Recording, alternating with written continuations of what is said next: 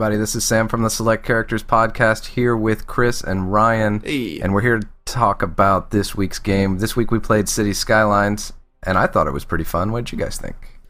I think it's an awesome game. I picked it because it's basically one giant puzzle game, and I know that you, Sam, you quite like puzzles. I do, yeah. So I thought that this was a nice challenge for you, but it turned out that it wasn't. I thought it was good. I liked it. I sort of went through a couple of phases. I liked it a lot in the beginning when I was still trying to figure everything out. Sort of tapered off in the middle a little bit, and then found that you had to do all those very specific things to unlock the other buildings, and it became a lot of fun again. To me, it was a lot like maybe something like a gyroscope, where the first thing you have to figure out is how to just get it up and spinning. Yeah. Mm-hmm. And like that was, once I got my city to that point, it was just making money hand over fist, and the game was too easy, and I kind of started to taper off. But then you go into that menu with all the special buildings, and they're like, they want you to nudge your gyroscope a little bit, you know, like they want you to try to mess it up to be able to unlock those rewards. And so those challenges made it fun to me, and overall I thought it was a great game. I didn't even bother with all the achievement stuff and unlocking the special buildings, because by the time that becomes relevant, my entire city was bogged down in like a 24/7 traffic jam. Yeah. So Yeah. I did that with just more lanes. If anything, if I learned anything from this game, it's that I should never be in charge of planning an intersection. yes, Because it'll just be a freak show of cars just preach, brother. cars just slowly inching forward until they hit each other at a very low speed. Yeah, but those first few steps and those first few things that you have to figure out are pretty compelling. I think maybe my first 4 cities didn't quite pass muster. Yeah. So I ended up restarting those 4 times. I had one where I was backing up sewage into a lake, and then it just eventually seeped over to the water intake. I was like, okay, well, let's not do that, because people don't like drinking their own shit. So let's just reverse that and do it a different way next time. It's a very quick way of turning your entire city into a ghost town. Yeah. though. Yeah, 100%. So that kind of passed maybe a little too fast, but I think that this game needs something, like scenarios or something like that, because once you do get going, it's almost impossible to lose, and at that point there's not really a challenge. Yeah, I mean, unless you expand too fast. Yeah, that's true. That's like the crucial lesson. It limits you, though, from expanding too fast, sort of, because you can't afford any new buildings. Mm-hmm. So I guess it's if you expand too fast in the wrong way, because sometimes I will expand, but just with roads. Like, I'll build a whole system of roads and nothing else, and it's like, that's not costing me anything. It's not. It does, though. The upkeep, but I mean, it's not causing problems for me once they're down. Yeah. And I'll just leave it that way until I can afford to build buildings. But I think if you build a road and just start popping up buildings and homes and all this stuff, you're going to have a lot of problems. Yeah, or you zone it out, like you zone out way too much. Yeah. And then that starts filling up, and then all of a sudden you don't have the money to build the support for the zoning you made. That's like that's the crucial lesson that lies between starting out and getting to that equilibrium point, is the game will constantly try to tempt you to expand too far. It because it's got the meter at the bottom, like you need this much population to reach this milestone. Yeah. And it's sort of dangling all these things in front of you to make you overexpand. But once you go, nah, I'm all right, then all of a sudden the game just kind of falls apart in a way. See, I never had that problem. You showed me a screenshot of your playthrough, and I saw the amount of money that you were raking in per week. And I might be very bad at this game, but I can't do that at all, because I can't stop expanding. Yeah. Like, right. When I see the green bar go up, I need to plop down some buildings right fucking now. And I get punished for that, because you've expanded too quickly and there's not enough money coming in, and then you can't build anything at all. So I was kind of impressed by how you were doing it, because you were raking in not just a profit, but it was ridiculous, the amount of money that you were just raking in. I think in the Skype chat you said I'm bringing in about 250,000. I have 250,000 in my bank, and I look at my game. I have like $800. Yeah. And I'm like, man, Yeah. I can't wait to get to that point. And like the most I've had in my bank so far is like 80,000, and then I spent that. And it's all about that slow creeping expansion and then just letting it sit too, like just letting it Yeah. simmer for a while. Which I like. I So like that when- that in games. I like. Yeah, to be when able you to- do jump again, you have enough to build all that support structure. Yeah. The thing, or at least how I saw SimCity solve that problem, was like with the disasters and stuff. So even if you reach the equilibrium point, it was still possible for something to come in and kind of wipe you down and make you rethink and rebuild. But there's no destructive element to City Skylines. So once you're good forever. And the only thing that's going to hurt you is when you hurt yourself trying to get those extra buildings and stuff like that. And that's compelling and fun, but it's also, there's no danger element to it, because once you're good, you're good. Unless you start building dams and you're not very strategic about it, that is the best way to flood an entire city that you've been working on for hours in about 10 minutes. I didn't get around to building many dams. Yeah, I only built one, I think. Yeah, is that for what, the hydropower? Yeah. Yeah. I'm just picturing that in real life. Like people watching a dam slowly be built over years. And they're like, don't they know it's going to flood the city? Eventually? Yeah, right. Slowly flood the city. I was impressed by the water physics, though. Yeah. It behaved very naturally. Except for the boats. Oh yeah, except for the boats. The boats don't give a flying fuck about whatever. They go through bridges, over hills. Yeah. They drift over land to turn around. Pretty sure they attempt to get in the sewer system at some point. Yeah. If there's water, they're gonna try it. What did you think of the aesthetic? Did you like the whole tilt shift model building style that they went for? I did. Yeah. Oh man, aesthetically speaking, I loved the zoom in, the sound design Yes. on how when you're way out, it's white noise, and when you come in closer to the town, you hear the road sounds and the people and stuff. Yeah. That was inspired. That was really awesome. I dig the sound that the seagulls make when you zoom out a bit. It drives me absolutely mad. Fortunately, there's a Steam Workshop mod for that one. So that one's gone. Chirpy was also a bit annoying, so that one's gone. Yeah, aesthetically, it's great. I mean, you can zoom in, and it's basically like life is happening there, or you can watch the cars go by. Yeah. And the tilt perspective thing is almost perfect. Well, for that. one thing that did bug me about the aesthetic is all of the people, when you zoom in close enough, are freaking track stars, because they are booking it down the road. Even at the speed that's supposed to be like real time, man, they are hauling ass down those sidewalks. They got stuff to do, man. Yeah. There's a mod for that, by the way.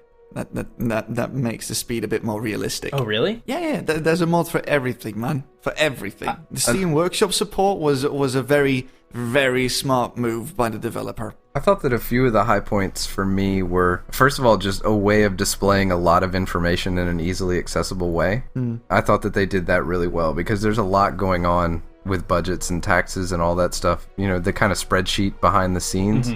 But it's all very easy to access and look at and know like what changes you need to make or how you need to dial something in without overburdening you. Yeah.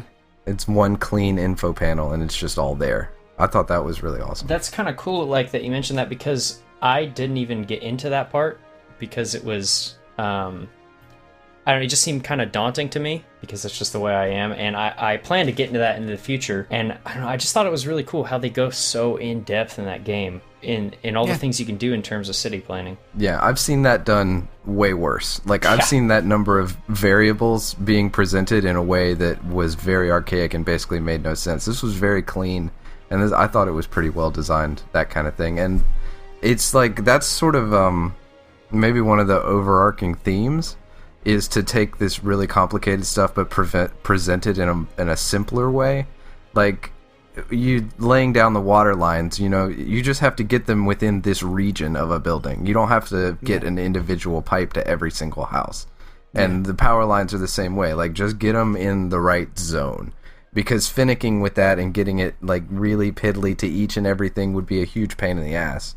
So we're just going to make that easy for you. That was great. Like, it was complex where it needed to be, and simplistic in ways that made sense, quality of life wise. I really enjoyed the public transport system, like making bus routes and laying down the infrastructure for the subway. Yeah, the metro. I thought that was really, really well done, and it was quite relaxing actually, especially when you're done with building the infrastructure and you're done with setting the routes and stuff. You can follow the buses around, and then you can see how many people are using the buses, you know. And I thought that was an awesome little detail. I like that. I really liked watching my buses go everywhere and picking up people, and saw a reduction in the amount of traffic in the inner city, which was great. The traffic simulation, I don't know. I don't know if it's good or I'm just bad at the game. Or I don't know if it's bad or if I'm bad at the game. Because I found a lot of times cars weren't taking the best route. Yeah. And they got all piled up, and it's like once I mean, there were sometimes I just went in and deleted the intersection, and things somehow worked themselves out, even though now there's less ways to get somewhere. The traffic AI is a bit weird, which is why I recommended installing Traffic++, which is a pretty great mod that changes the way the AI behaves, and it makes it more realistic, because the cars in that game have a tendency of just driving on one lane and one lane only. Yeah. Which creates traffic jams. You know, gridlock happens because of that. And Traffic++ forces the AI to use all the lanes and only go into the lane that they need to go if they have to make a turn or something like that. That solved that problem for me. Well, it didn't completely solve it, but it made it less bad, I guess. Did you guys experiment with too many mods at all, or just play the vanilla game? Yes. I didn't. I just played it straight.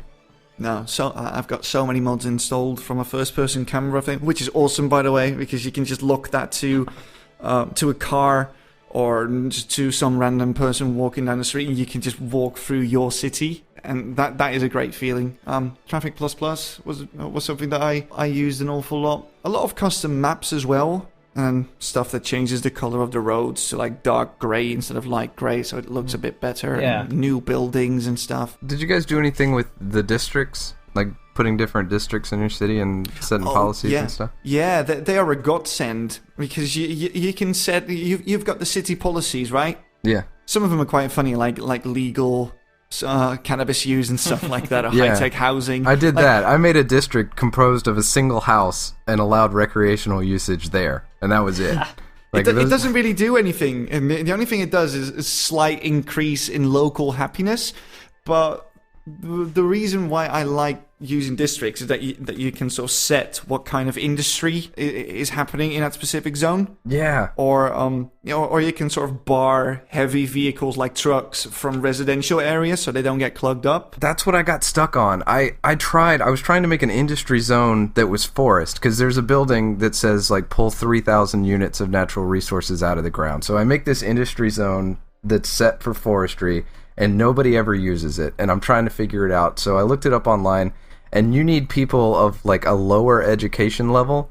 So I had been educating my populace too much, and so I put a residential zone next to this, forestry station so that it would work. And then I thought, well, I only want 3,000 units long enough to get this building. Like eventually this is just going to be another neighborhood. So I built my high school and my university there, turned them off, just left the elementary school so these people would be, I guess, dumb enough to work for the forestry service, and then just let it run. And then what I realized is that, like, I created a situation where these dumb people who with only an elementary school education have to drive by all the high schools and colleges that just aren't activated to get to their really shitty lumberjacking job. Wow. And, like, the only thing I could have done that would be worse than that was to put up a billboard that said, like, this is how much budget surplus this city has. But I assume that they were all too dumb to figure it out. But at the same time, I was like, oh God, that's got to be the worst. Like, to be that person driving down that road. It's funny to follow around specific people in your city to just see what they do on any given day, and simulation is quite sophisticated, but because they are actually doing stuff. Mm-hmm. They all have unique names. They all live in unique houses, which is a step up from what the latest SimCity did, which claimed to have a really good simulation with unique people and just unique actors basically. And it didn't really have that. But City Skylines does seem to have unique characters. So every single one of them is doing something. I was wondering if you guys had any parts of the game that you just didn't really understand or really Take-Two, like one of those little things, like, I don't know, increasing taxes or something like that. Was there anything like that for you guys? Because for me, I'm going to continue playing this game, and I largely ignored a lot of the depth of the game just to get my city running and trying to kind of feel out the basics on my limited schedule. But even some of the little things like electricity, I know Sam explained it to me. I still don't really get how it works. I just connect them until something builds. Was there anything like that for you guys? Road systems, man. Yeah, roads and the districts. I still don't know shit about how the districts should really work, because what I have is working good enough, so I figure why even bother with it. You can make it work even better. I dabbled with the district thing a little bit. Like, I made one district with a lot of trees, like a forestry district, but I don't really know what it did other than make people tweet environmentally conscious things at me. But I don't know. I guess we'll have to explore that part of the game more. Well, the different types of industries can be used for different types of buildings. Like, for instance, if you've got an oil generator, so that provides electricity to the city. If you don't have an industry that is focused on getting oil out of the ground, you have to import that. Which it doesn't cost you anything, but it goes back to the roads. Yeah, it does. The roads. Yeah. I think that's actually one of the most satisfying things about the game is when you make a beautiful road system that works well. Yeah. And you just get to sit there, and then you almost have to sit there because that's how the game plays. But you get to sit there and just observe what you created for a little bit before you move on to the next thing. I think that's intentional. And I quite like that. I quite like looking at my city. At the people just going about their business and stuff. Yeah. And it gets especially cool when you get to level 3 residential zones and you get skyscrapers and stuff. Because that's the moment where the game really comes alive, because then it becomes a bustling city. As opposed to a town, yeah. Yeah. So it's a good game. So do you guys feel like, as we wrap up here, do you guys think you'll continue playing this game in the future, or is this like a one and done type thing? I've been playing it for 50 hours. I'm probably going to continue doing that. There's an expansion pack on the horizon that's going to add a day and night cycle, which is going to be cool. On top of a slew of other things. The specific things escape me right now, but there's going to be more things there. But I'm definitely going to continue playing. Cool. What about you, Sam? Yeah, I think that I'm probably about done. It's possible I might catch a wild hair and jump back in to get those. I think I need like 3 or 4 more buildings to have them all, but I don't know. Sam. Yeah, that's the thing. Yeah, you can stick to it, man. One day I might do that, but I guarantee you after that point that this game's pretty much over. But it was fun. I feel similarly the wild hair thing. Like, I think it's a game I'll come back to for probably a couple years. I'll just have bouts of playing cities, and then I'll let it sit for a while and come back. But I enjoyed it a lot. It was a good game. All right, so if you liked this discussion about City Skylines, you can also tune into our podcast, which we do every week, where we delve into just video game stuff. You probably came here from the podcast, so you probably already know, but just in case you didn't, that is available to you, and you can get to our most recent podcast by clicking this annotation on this video.